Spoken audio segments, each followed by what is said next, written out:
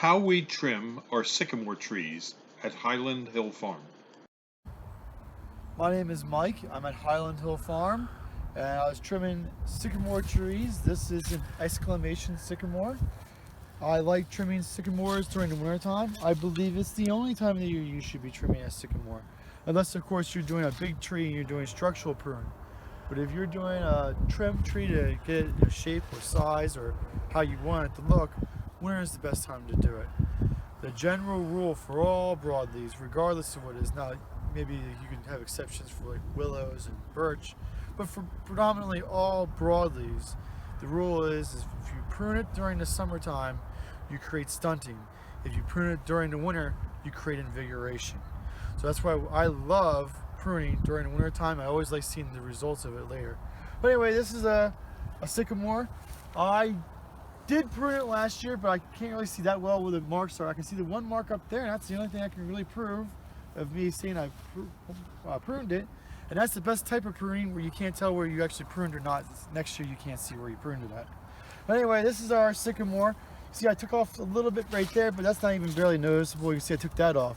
But now we have to go back through. We're going to take these little suckers off and we're going to go down. Of course, we're using the blade side towards the tree and the anvil side away from the tree. That's the best way to prune. That's a very common mistake a lot of people make. But you prune it like that and you go through and you just take off the suckers off of it. Now, I don't believe I'm going to do very much more to this because I kind of like the shape of it. I like the branching at my breast height. That's what I shoot for, the branching. If you wanted something like this tree over here, this branching is a little bit low. So if you wanted to, we're going to prune that one, you could take that off. But other than that, the rest of it looks really good. Exclamations are known for being very, very straight. That's why you don't see any stakes on them.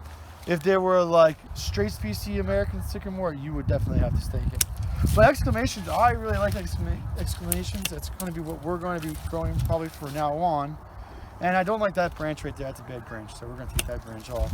It's a little bit higher than I like for the rest of them, but that branch, if you want to walk over here, I don't like how that branch is attached to the tree.